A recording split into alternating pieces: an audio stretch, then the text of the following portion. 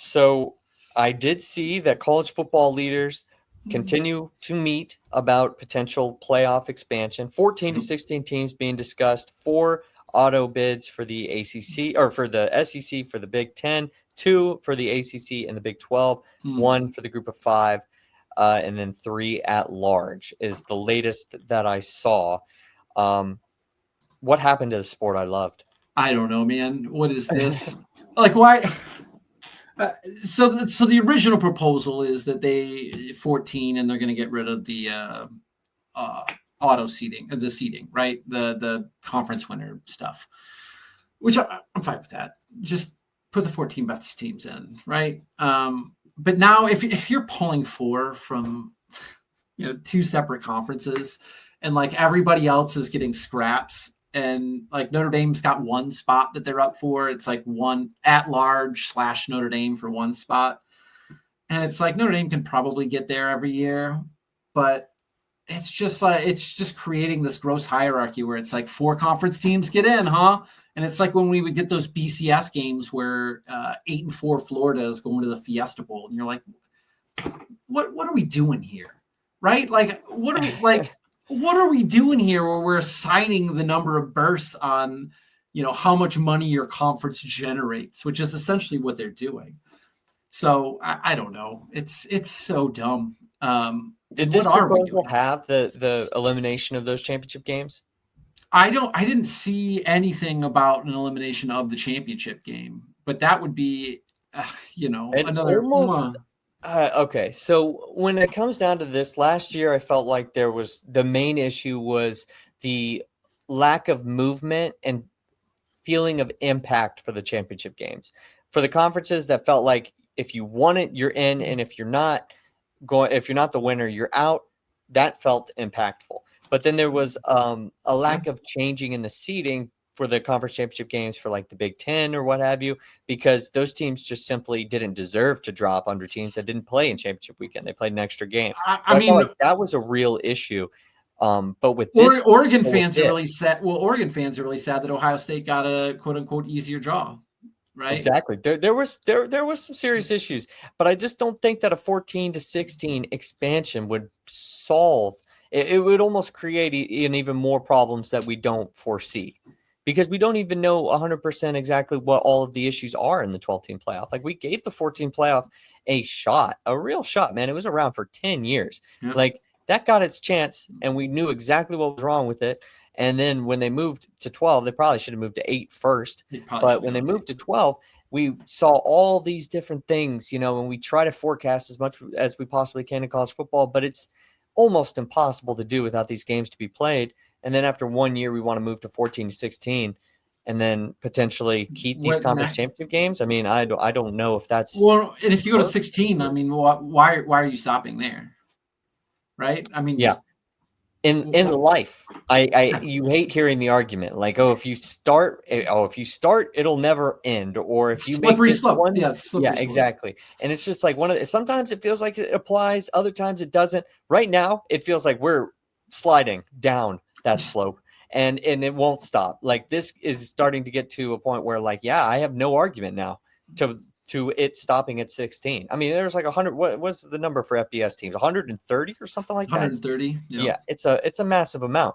But you're not going to have 130 anymore if you keep doing this, because eventually it's just going to be like we can't do this, and like they're already fighting for scraps as it is, and so with the essentially the Big Ten and the SEC getting their top 4 teams in, like I said, you'd be pulling in like 3-4 lost teams into the playoffs some years. And it's just like, have we felt like we haven't found a champion? Now look, before I get just strictly into the football, I get conferences, college football, politics, and money, is probably what is driving this. But like, do we feel like there were some real serious issues with the 12-team playoff last year where we didn't find the champion, or in the 14 playoff where we didn't find the champion, that it needs to be fixed immediately? That's exactly, yeah. I don't think so at all. I have no doubt in my mind that Ohio State was the best team, And I think it's good that they got a second shot after losing to Michigan. Like They were. I like that. I like that about the sport now. I don't mind the mullet. Yeah, you're right. Because if you keep expanding, you're not finding the best team always. I mean, the best team doesn't always win college basketball national championships, right? Oh, Like, how often no. does the best team actually win?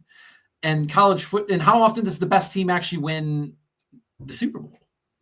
And college football is one of those rare sports where most of the time in college football, the best team wins the national title. That doesn't mean the best team like preseason ranked one, because that's not the best team. That's the respect that you have for the team going into the year. But by the end of the year, you have a pretty good idea of who the best team is. And most times, the best team wins the championship. Yeah, I would definitely say so. And I would almost even argue, too, just in the defense of college basketball or any of the other sports leagues, like if you're the last team left standing, like more power to you. Like that does mean Oh something yeah, too. yeah, But like, no, that's yeah, huge. yeah. But for college football, like you're right. Like there That's is college no football's easy deal. path. Yeah. And that is it brings us almost all the way back to the Notre Dame USC thing. What makes college football so great? The atmospheres, the fact that you, without a shadow of a doubt, now, in my opinion, because I do feel like sometimes you had like 3 teams in the BCS area that deserved a shot, but now, without a shadow of a doubt, you're going to get the best team because you're not just going to get some team that can sneak in and win a football game for 60 minutes and they would have won 1 out of the 10 games, something like that. No matter what, you earned it into the playoff and you deserve to be there. You put together a resume in the regular season and you were able to win the battle of attrition too, because injuries are definitely a part of it now, especially with the 12-team playoff. And you got all the way there and you proved that you were the best team in the sport for that specific year. That's so great. It's like, college football had such an issue with this before the 14 playoff and even like before like the BCS national championship game, Before the probably BCS, for sure. especially. Yeah. And it was like you had the issue and then we seem to have at least solidified that part of it. But now we're going to a point where, as you mentioned, for college basketball, you're going to get teams that slip in here and do make a run. Like that is going to be a very real thing. And it's like, maybe that's enjoyable, but on the other end, you're going to get teams that are like, what was the regular season even for? What was it for? Like, What was it what for? was Like it for? what was Oregon's season for? And one of the things about even if you go back to the BCS, I mean, you hate to say it, but like, what is the biggest slight of the BCS era? Like, what team absolutely positively deserved to have played in the national championship that did not and would have won the national championship if they played in there? Like, was it TCU? No, get out of here. Utah? Absolutely not. I think that they deserved a chance. That's why I like the 14th playoff. They should have deserved a chance to do it, but they weren't. I mean, they weren't the number one team in the country. I mean, it's not like we've ever deprived the number one team in the country the opportunity to play for the championship. So, I mean, I'm for giving, and that's why I like the 4-team playoff, and it wasn't really conference affiliated. Because it allowed for the 4 best teams, which are the ones I think are most deserving. And that's why when you get to 16, it's like there aren't 16 deserving teams in college football. That's not what the sport's been about for 100 years. Why I didn't have a problem with 14, and I really didn't have a problem with the BCS too much either. But like, yeah, I actually very much agree. There's been a silent movement of like people kind of whenever news like this comes out of being like, wait, hold on. Was the BCS even really that bad? Like what? Like where have we gone? We have lost the path. We have lost the direction. I remember being a 14 playoff truther. I was out here preaching, holding up signs, protesting that we should have and keep this 14 playoff. I get why it ended up going. I think it just ended up becoming like almost an oligarchy of those teams that actually ended up making it and stuff like that. But like there were so many semifinal blowouts.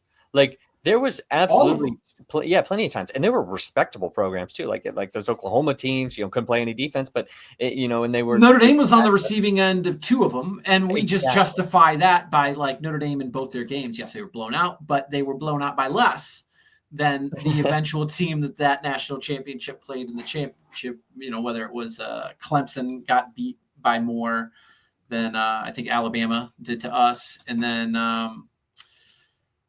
Same for Clemson. Clemson, yeah, they reciprocated. So to Ohio State, right? Did they beat Ohio State?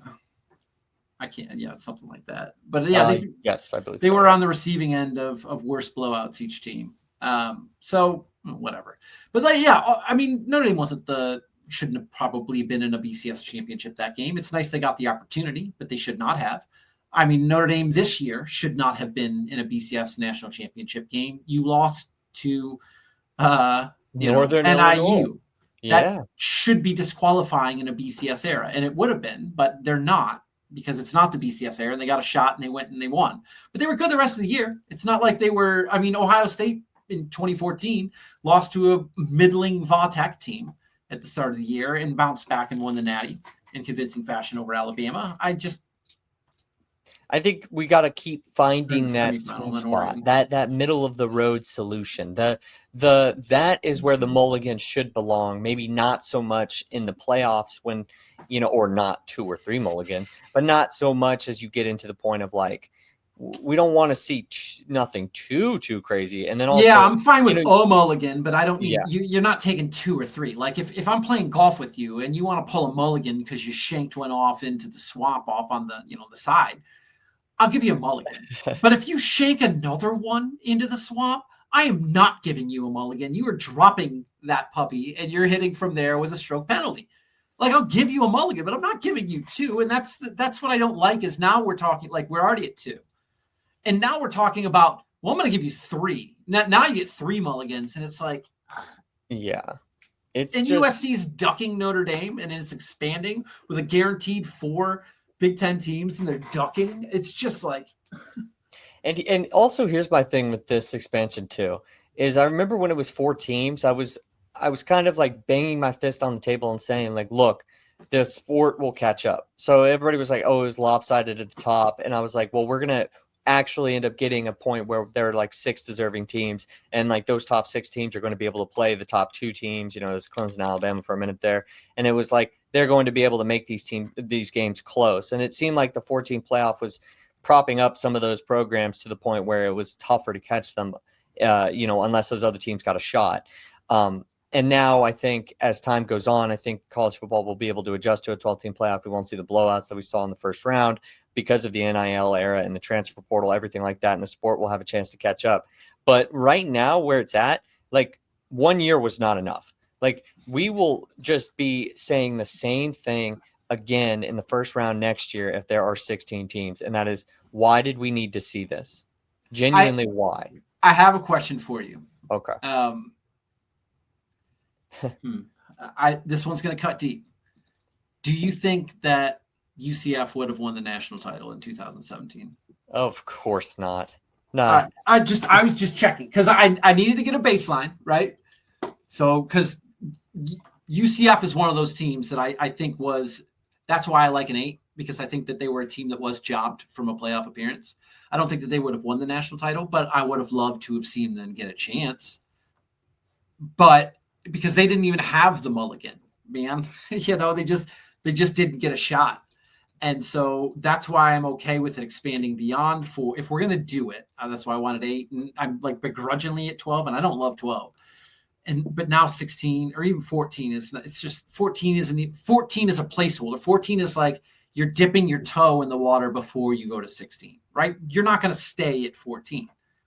It will get to 16 if you go to 14. So it's like, how long are we at 14 then? If they do go 14, like how long do you think that was? No, not very long. If 12 only lasted 1 year, or 1 or 2 years, like if 14 to 16 would probably just be 1 season, if not 1 off season, and they have an agreement at 14, and then later on in the summer they just move to 16. Like it would legitimately, I think, be so quick.